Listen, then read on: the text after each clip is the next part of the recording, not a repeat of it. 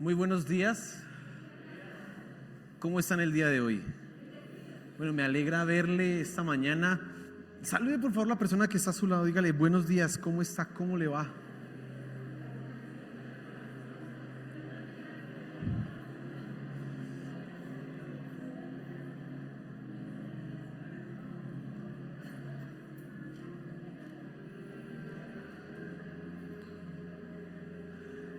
Bueno, qué bendición que es poder alabar a Dios, ¿cierto que sí?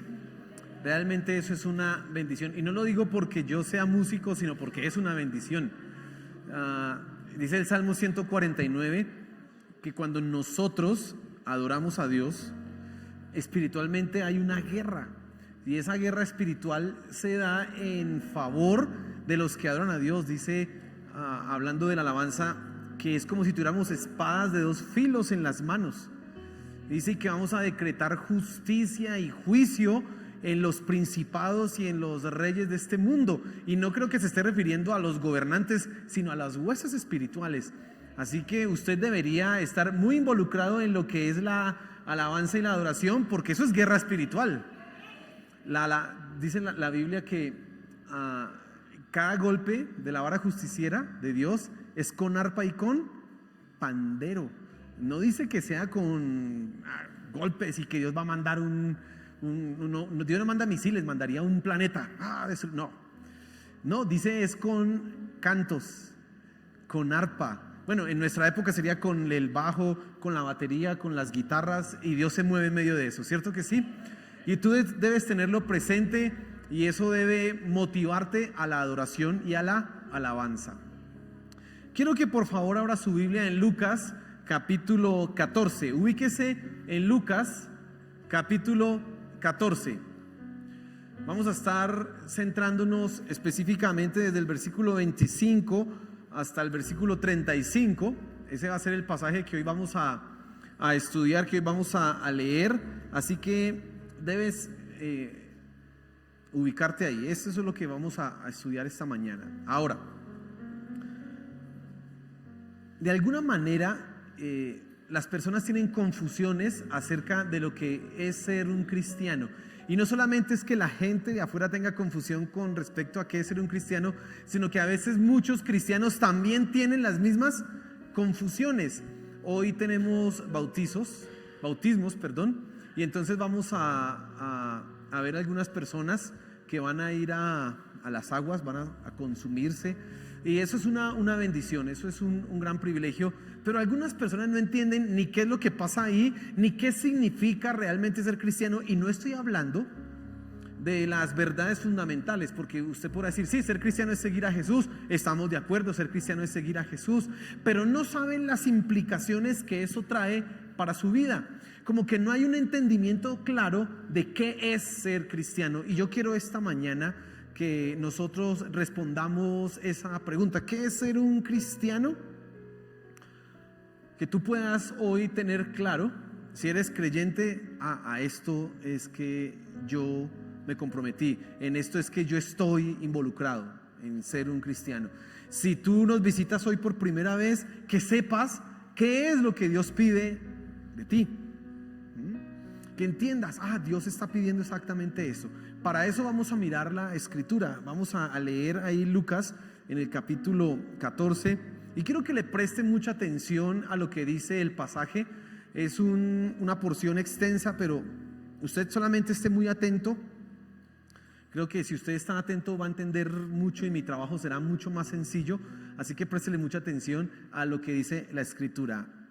Grandes multitudes iban con él, y volviéndose les dijo: si alguno viene a mí y no aborrece a su padre y a madre y mujer e hijos y hermanos y hermanas y aún también su propia vida, no puede ser mi discípulo.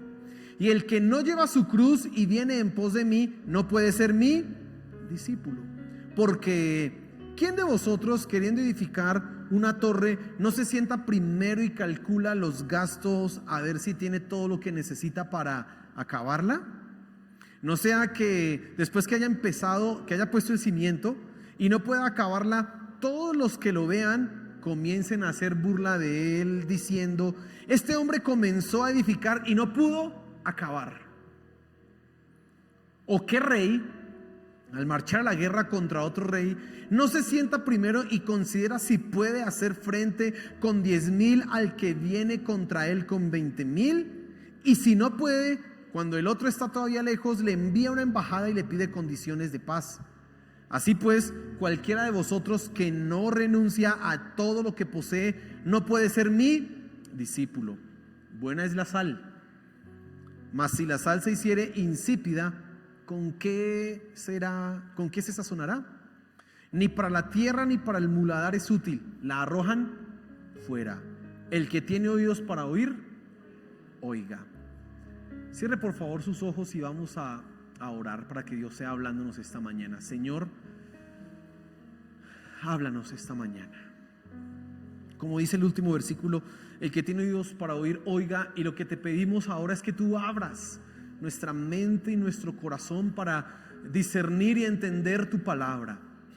Que sea claro para nosotros qué es lo que pides de nuestra vida. Que como creyentes tengamos claro qué es lo que tú exiges de nosotros y que entendamos qué debemos hacer, por favor. Que también toque los corazones de los que hoy nos visitan por primera vez, que ellos sean confrontados con tu palabra y entiendan que no hay nada mejor que comprometerse contigo, Señor. Amén y amén. He titulado la enseñanza de esta mañana compromiso, porque creo que es una palabra que define claramente qué es ser cristiano. Ahora, esa palabra compromiso no quiero que la entienda como la manejamos nosotros hoy día, que usted ve, la gente se compromete a algo y a las 2 horas cambia. Es decir, los compromisos de hoy día dependen más de las circunstancias que del compromiso. Entonces, si me va bien, sigo comprometido. Si no me va tan bien, entonces se acabó el compromiso. No. Yo quiero que tú entiendas acá compromiso como esa determinación que hay en el corazón de una persona que lo hace actuar, pensar, sentir sin importar las circunstancias en un sentido. Eso quiere decir que si tú vas a ser cristiano debes estar totalmente comprometido. No quiere decir que si te va bien vas a ser cristiano. Si me va mal entonces ya dejo de ser cristiano. No. Vamos a entender que compromiso significa lo que yo determiné hacer en mi vida, pase lo que pase y cueste lo que cueste. Ahora, quiero que comencemos leyendo el versículo 25 y haciendo una reflexión frente a esto. Dice: grandes multitudes iban con él y volviéndose les dijo. ¿Sabe? El Señor Jesús fue popular. Imagínese un predicador o un profeta ambulante, porque nuestro Señor Jesús andaba de pueblo en pueblo, de ciudad en ciudad predicando, que de repente haga milagros. Puede que inicie siendo un desconocido, pero apenas resucite el primero ya dejó de ser desconocido, ahora se vuelve que muy conocido. Y resulta que no solamente resucitó, sino que este que tenía lepra quedó sano, este que tenía tal enfermedad también quedó sano. Tanto era que el Señor Jesús le decía a la gente que él sanaba: que es en silencio, no diga. Pero no, eso es imposible. Si usted tiene un milagro, pues usted lo primero que va es a hablar, ¿cierto? Y el Señor Jesús era popular y, como dice ahí el pasaje, grandes multitudes le seguían. Pero de esas grandes multitudes que seguían al Señor Jesús, ¿sabes? No todas eran discípulos. No todos estaban comprometidos. No todos entendían qué era realmente ser seguidor de Jesús. Y eso te puede pasar a ti.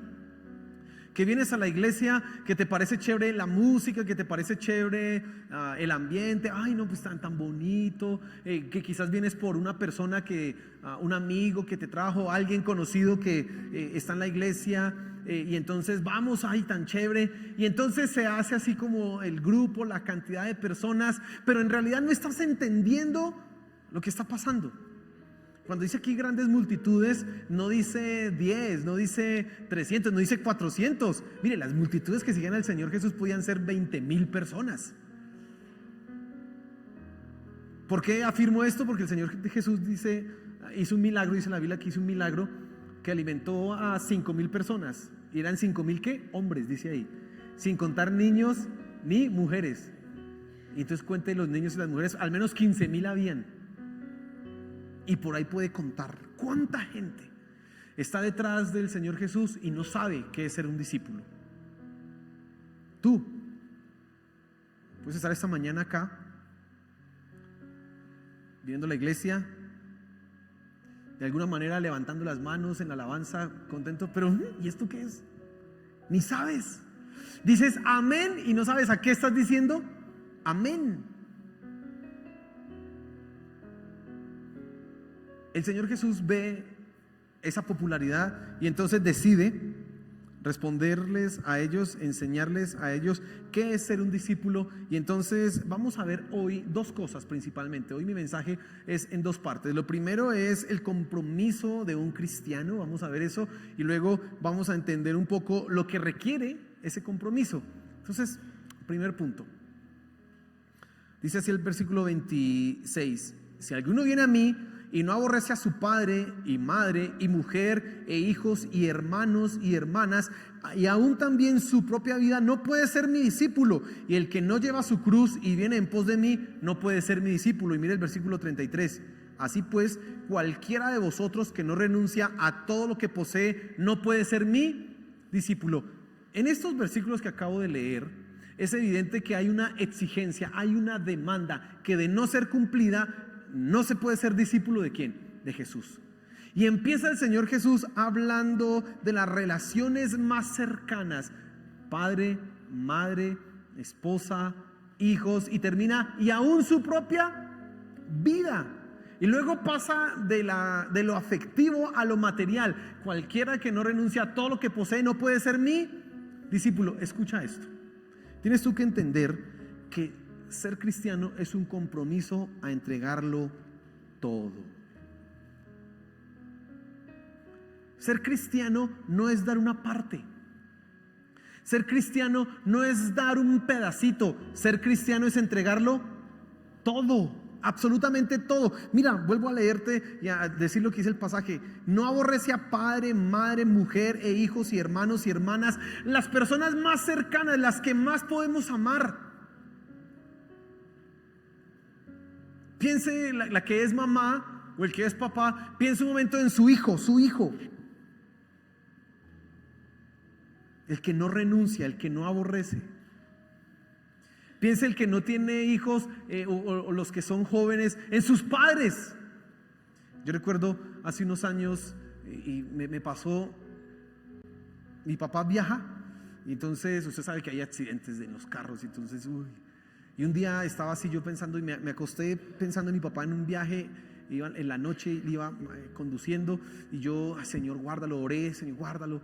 Pero en la noche me entró como en una pesadilla, una angustia. Yo sentí, y vi en esa pesadilla, que mi papá se moría en un accidente, hermano, y me desperté con un dolor y llorando.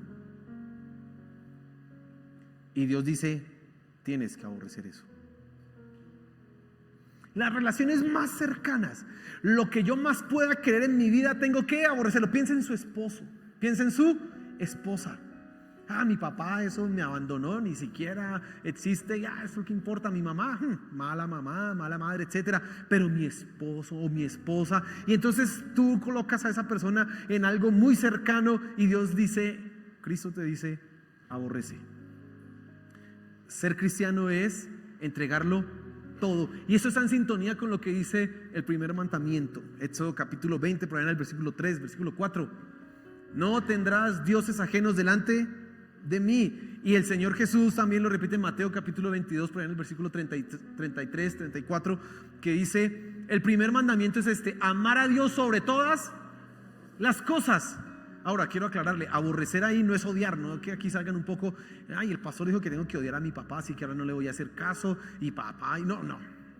En realidad está hablando es de esa capacidad que tiene que tener el cristiano de colocar a su familia, a los más cercanos, a su cónyuge en segundo lugar, y primero ¿quién?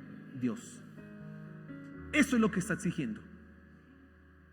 Ser cristiano te requiere eso, que no vas a tener en tu corazón a nadie por encima de Dios. Eso es lo que Él te está pidiendo. Si estabas pensando otra cosa, pues te equivocaste. Eso es, nada más ni nada menos. renunciar, aborrecer. Dejar a esas personas en un segundo plano. Ya le dije, aborrecer no es odiar, es colocarlo en un segundo lugar. Pero ¿sabe? Hay gente que no quiere ser cristiana porque su familia le hace tropiezo. Yo voy a ser cristiano cuando se conviertan todos, cuando vayamos todos a la iglesia. Hay gente, hemos conocido personas que está convencida y que el cristianismo es la verdad. Dice, sí, yo quiero ir, pero cuando Dios lleve a mi esposo, pues vamos los dos. Mientras tanto, pues yo ahí lo acompaño en el mundo. Es gente que está amando más a otras personas que a ¿quién? Que a Dios. Y la cosa es muy sencilla. No puede ser mi discípulo. No hay opción, no hay otra alternativa. Y luego pasa a otro aspecto y dice, y el que no renuncia a todo lo que posee no puede ser mi discípulo. Dice la Biblia que uno no puede amar a dos señores, Señor Jesús. Uno puede amar a Dios y a las riquezas al mismo tiempo, pero hay gente que vive para hacerse rico y no. Ahora usted se preguntará, entonces los cristianos son pobres. No, tampoco. Lo que pasa es que debemos aprender a colocar a Dios por encima de las riquezas, por encima del dinero, por encima, en nuestro contexto es el bienestar. Debemos colocar a Dios por encima de eso. Pero hay gente que no está dispuesta. Dice acá, el que no renuncia a su propia vida no puede ser mi discípulo. Y hay gente que no está dispuesta a renunciar a un estilo de vida que traen. Mire, yo los he escuchado. Me dicen, ay, muy chévere eso, Miguel Ángel o pastor, muy chévere, pero es que a mí me gusta bailar. No, a mí me encantan esas agrias y con unos amigos. Otros más descarados, es que a mí me encanta la vida desordenada a nivel sexual. Y como saben que aquí requiere una disciplina y un control, ay no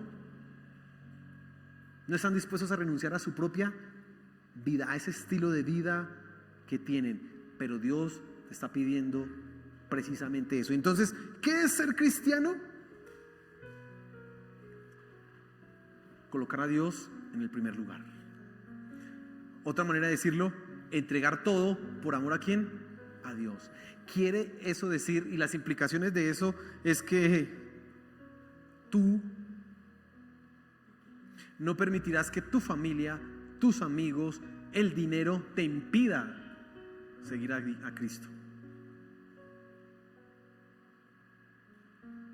Vuelvo a repetirlo para que quede bien claro esto. Tú no permitirás que mi familia, mis amigos, mi esposo, mis hijos, el dinero, el trabajo me impida ser cristiano, me impida obedecer a Dios, me impida hacer algo para agradarle.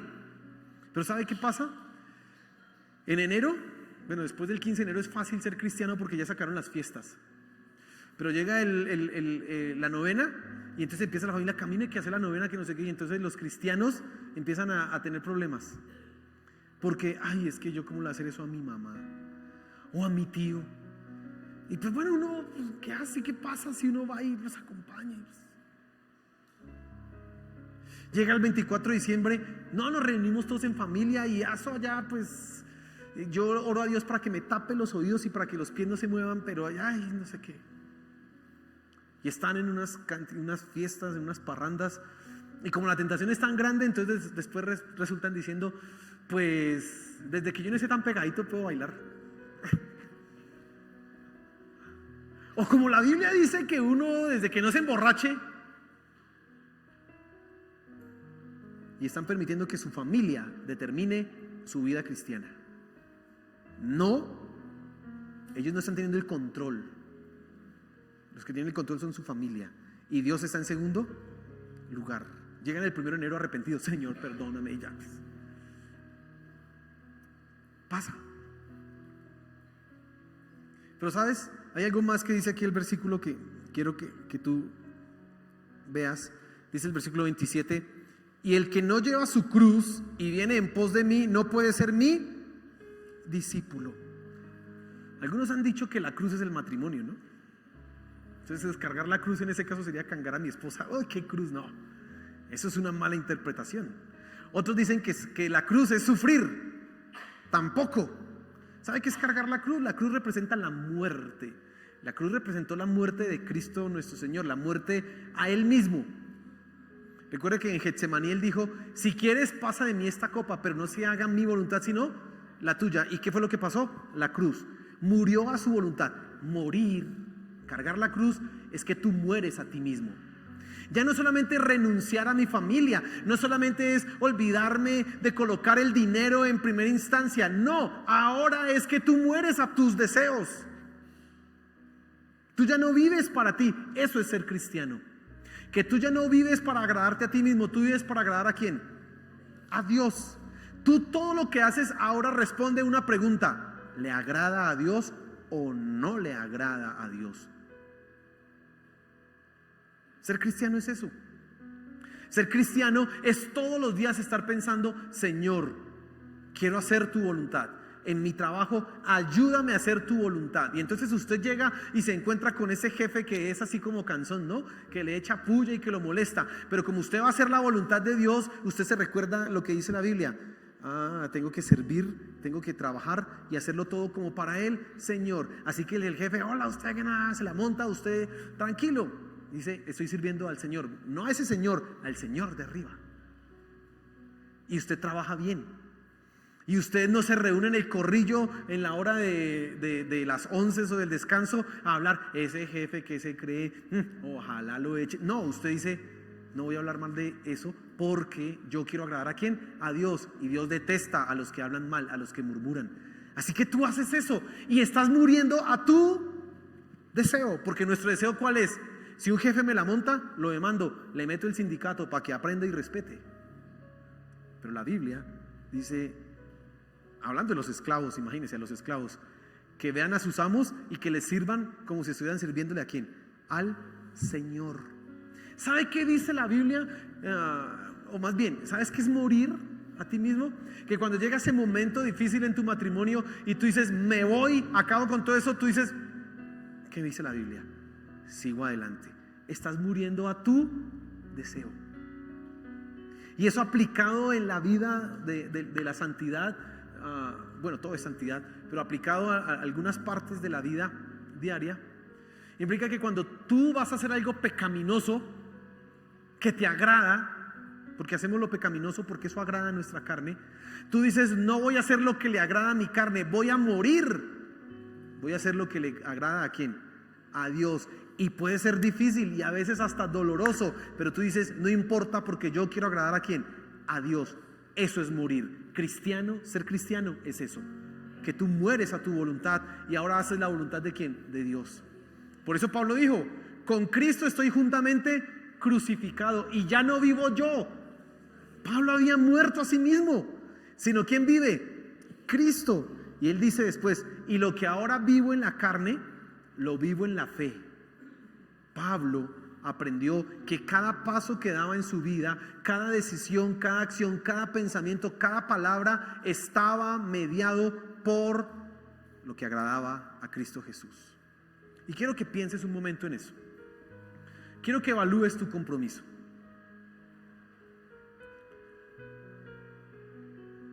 Si tú dices ser cristiano, ¿realmente estás comprometido a colocar a Dios en el primer lugar de tu vida, de tu corazón? ¿O eres de los que permite que lo que piensan los demás, lo que piensa tu familia, te lleve a no agradar a Dios?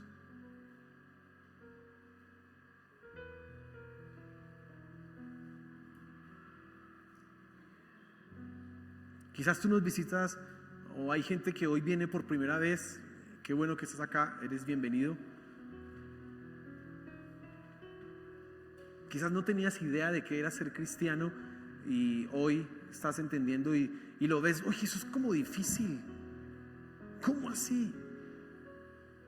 No, no es difícil, porque en el momento en que tú colocas a Dios en el primer lugar, todo lo demás adquiere orden. Cuando Dios dice que aborrezcas a tu padre y a tu madre y a tu esposa, a tu esposo, y que lo coloques en el centro, te está diciendo: te voy a enseñar a ser un buen hijo, te voy a enseñar a ser un buen padre, te voy a enseñar a ser un buen esposo, te voy a enseñar a ser un buen hermano. Por eso también el 5.º mandamiento dice: honra a tu padre y a tu madre. Pero primero está: no tendrás dioses ajenos delante de mí. Quizás no habías escuchado que esto es lo que implica ser cristiano, pero es un compromiso.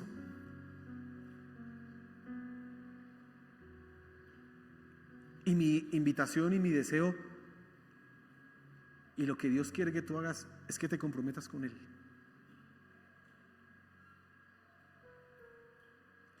Y también, si tú has estado fallando en tu compromiso y has empezado a colocar otras cosas por encima de Dios, hoy es el día para arrepentirse de eso. Decir: no puedo permitir que esto se convierta en lo más importante. No es solamente lo que he mencionado, hay más cosas. Puede ser tu profesión, puede ser tu orgullo,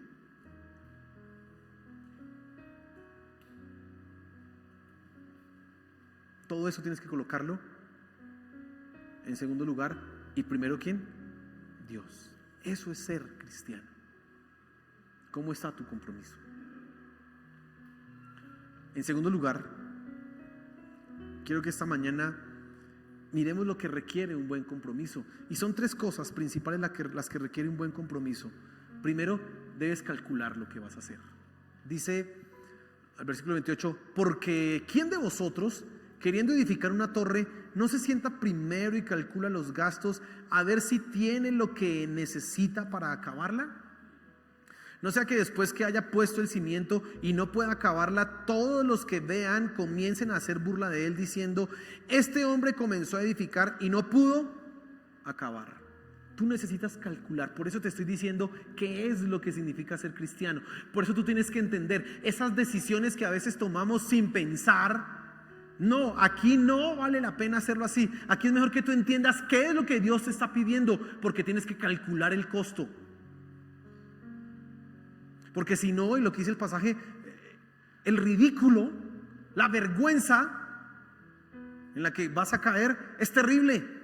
Dice ahí el pasaje: no sea que después que haya puesto el cimiento, es decir, que haya empezado y no pueda acabarla, todos los que lo vean comiencen a hacer burla de él. Ay, ¿usted no era que era cristiano? ¿Usted no era que había empezado?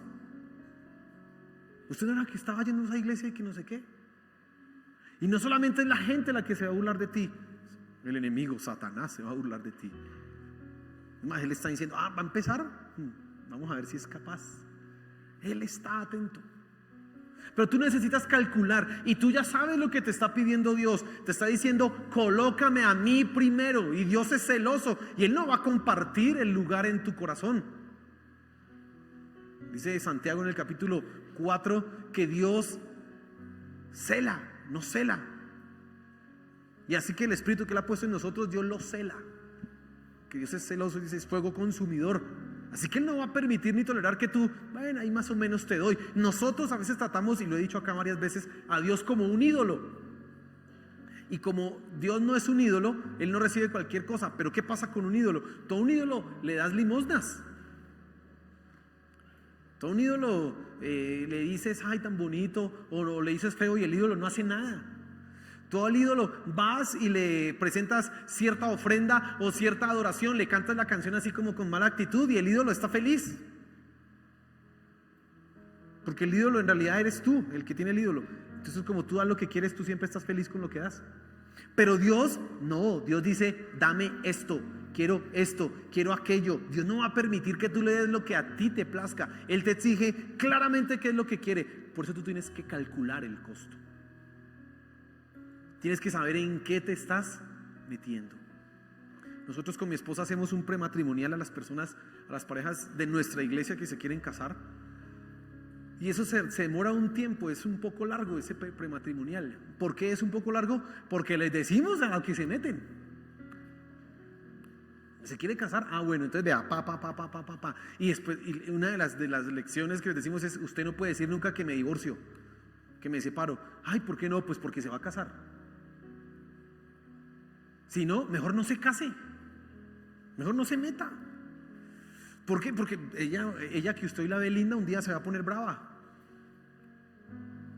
Ella hoy que usted la ve hermosa y que no le dice nada sino solo mi amor, un día le va a decir feo, horrible, lo va a tratar mal. ¿Pero qué pasó?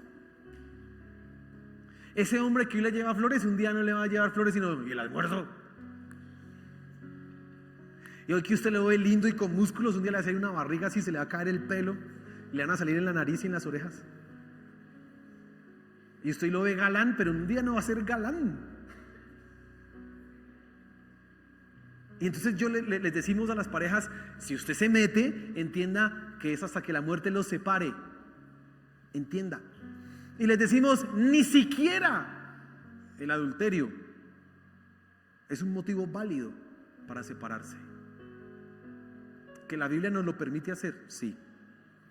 Pero si tú te estás comprometido y sabes a qué te metes y haces lo que Cristo hace por nosotros todos los días, que es perdonarnos, pues sigues adelante. Y tienes que calcular el costo.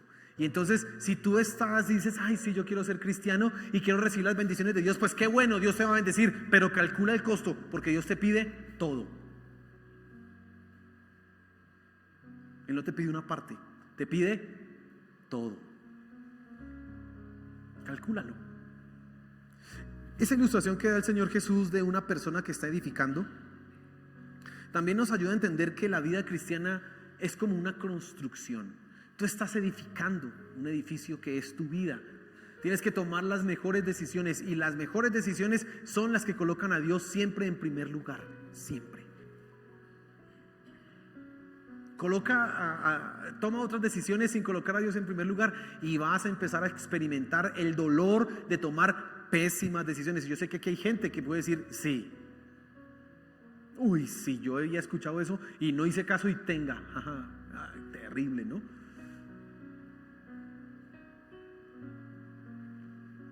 Debes calcular el costo.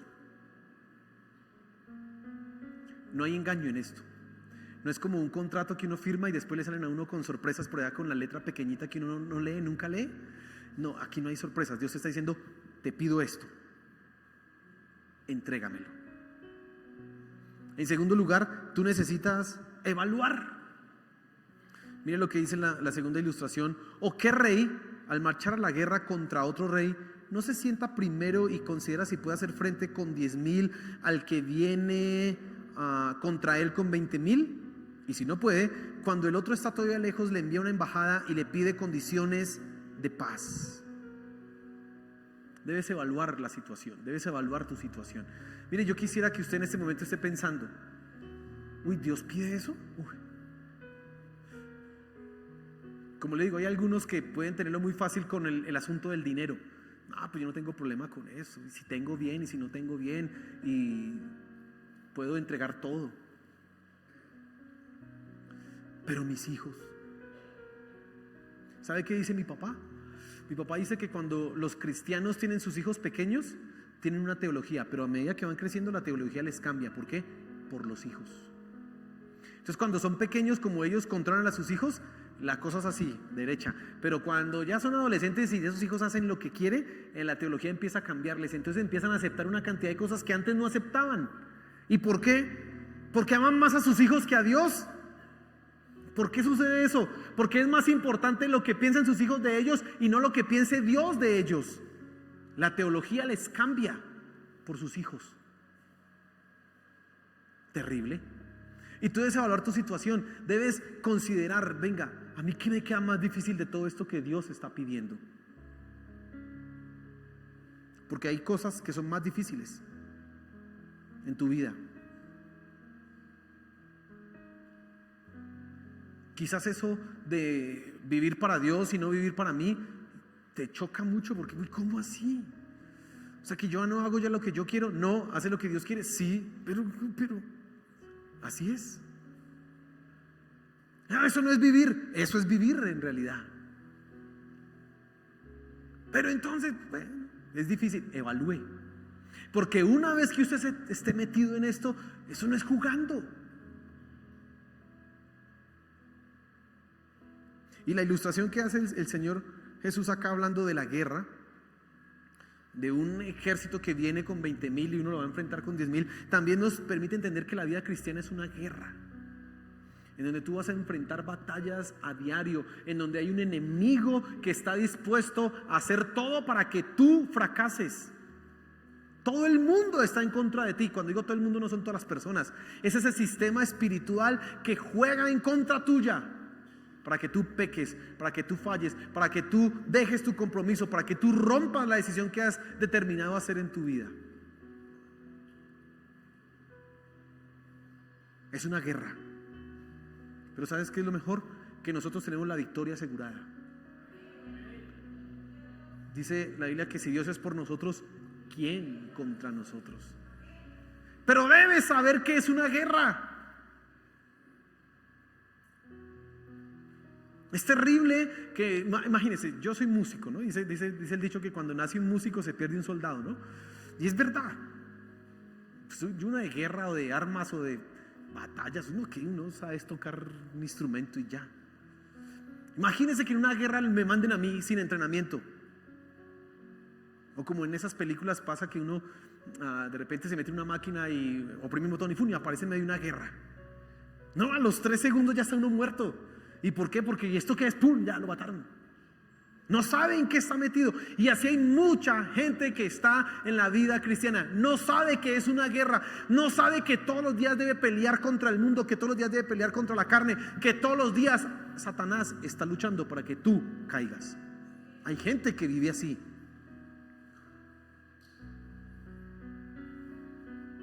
Tú debes saber que hay una guerra, que Dios está contigo y serás más que vencedor, pero debes saber que hay que pelearla y la victoria es nuestra. Amén.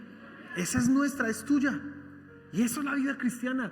Todos los días es una lucha, con una confrontación constante contra lo que me hace, lo que me tienta, lo que me lleva a pecar, contra mi propia carne. ¿Por qué hago esto? Yo no quiero hacer esto y lo volví a hacer. ¿Por qué, Señor? Ayúdame. Qué lucha tan difícil, pero es toda tu vida.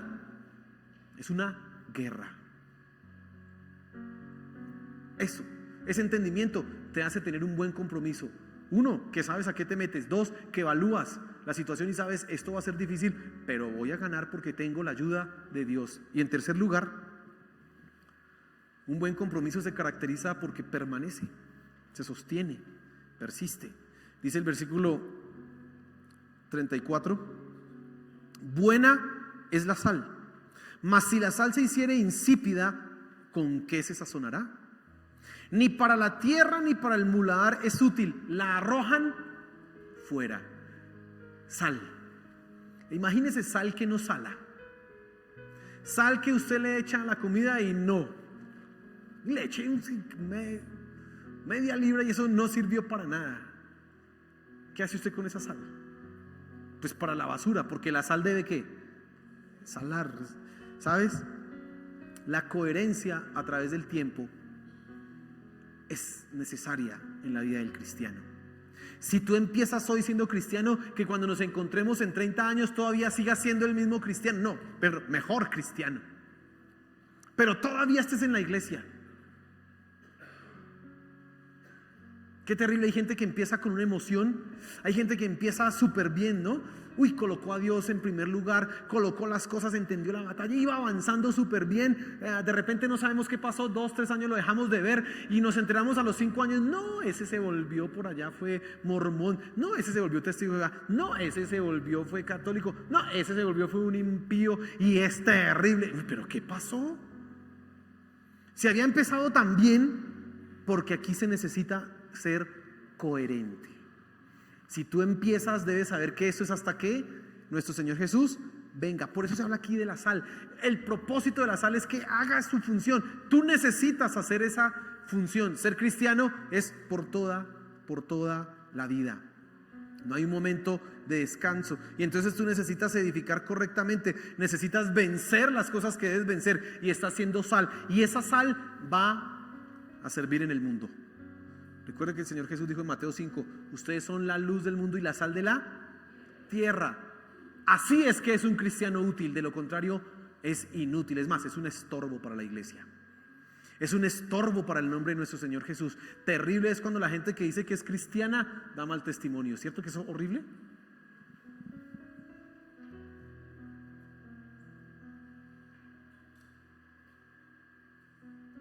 Es feo cuando alguien le dice a uno: ay, camine, vamos a la iglesia. Ay, ustedes de esos cristianos, uy, eso ya roban la plata. Y le dicen a uno, porque hay unos que sí se han robado la plata. Horrible, ¿cierto? Y uno ahí como, ven, ¿qué le digo a este? Horrible. Horrible es que tu familia no quiera ser cristiano porque tú has dado un pésimo testimonio.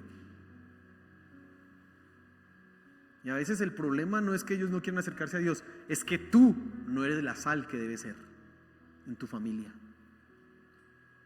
Y Dios está pidiendo eso: sé coherente, debe ser sal. Eso es un buen compromiso. Esos 3 ingredientes tienen un buen compromiso. Calcula el costo, evalúa la situación y sabe que hay cosas más difíciles. Y 3, permanece. Y entonces, dice el versículo 35, la última parte: el que tiene oídos para oír, oiga.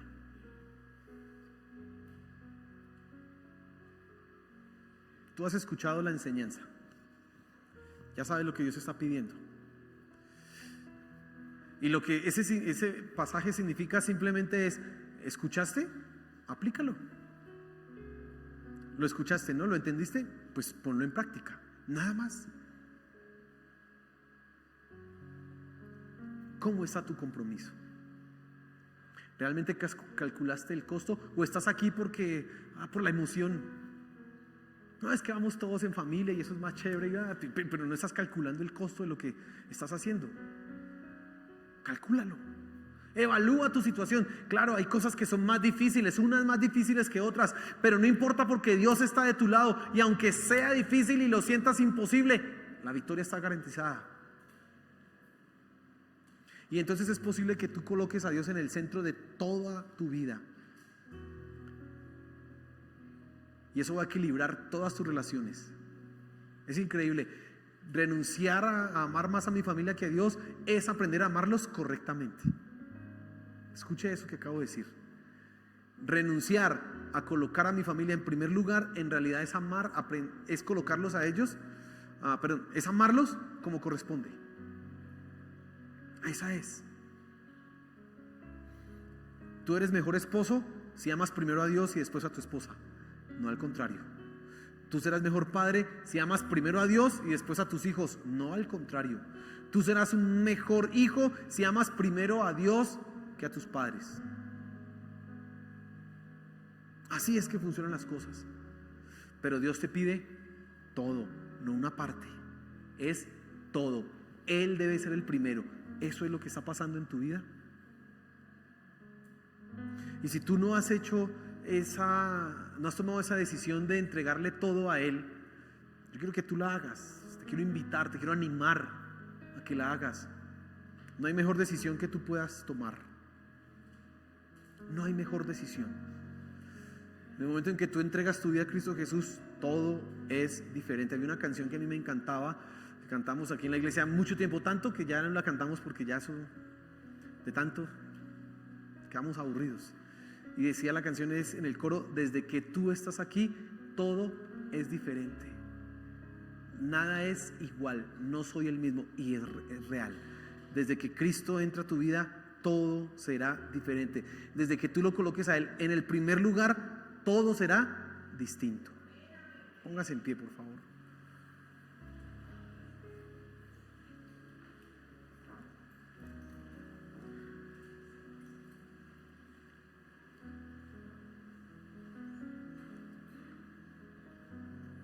Estoy seguro que Dios está hablando a cada persona hoy. Estoy seguro que cada persona está siendo hoy confrontada en un área, en algo. Y yo fallo en esto. Uy. No piense usted que yo mismo soy exento a eso. No, cuando yo leo esto, yo digo: ay, Señor, ayúdame. Pero lo bueno es que hay una esperanza. tú puedes hacer las cosas bien hoy.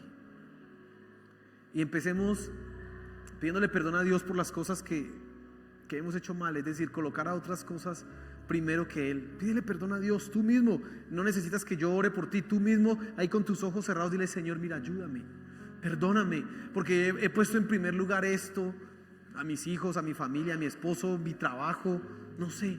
Pídele perdón. Eres tú y Dios el que arreglan esas situaciones, y hay misericordia y hay gracia para todos. Pero también, si tú no has tomado la decisión de entregar tu vida a Cristo Jesús, hoy lo puedes hacer, y es muy sencillo. Una pequeña oración, algo tan simple como decir: Señor, te quiero entregar mi corazón, quiero que tú seas el primero en mi vida y quiero vivir para ti, perdona mis pecados. Eso es lo único que tendrías que decir. Hazlo, dice: Señor, perdóname, yo quiero que tú seas el Señor de mi vida, que tú dirijas todo lo que yo soy. Por favor, Padre, ayúdame. Y Señor, aquí estamos ante ti. Aquí estamos. Si tú reconoces y entiendes que has colocado otras cosas por encima de Dios, vamos a orar. Voy a orar por ti. Levanta tu mano, vamos a orar. Yo voy a orar para que Dios sea de aquí en adelante ayudándote a colocarlo en el primer lugar. Si esa es tu situación, no intentes ocultarlo. Dios conoce tu corazón. Simplemente levanta tu mano y vamos a orar. Mira, Padre, las manos que se han levantado. Mira, Señor, ellos están reconociendo que no te han dado a ti el lugar que te corresponde y que han colocado otras cosas en primer lugar. Te pido que tengas misericordia y que extiendas tu gracia perdonadora, tu gracia redentora, y ayudes, Padre Celestial, a cada uno de ellos a colocarte a ti en primera instancia, a vencer en aquellas cosas en las que es difícil, a entender que no hay nada mejor en este mundo que tenerte a ti, y entonces que puedan ser radicales en colocarte a ti en el primer lugar. Ayúdales a los que luchan con la opinión de los demás, a los que luchan con la ambición, con el deseo de tener. Por favor, ayúdales, Padre Celestial, ayúdales.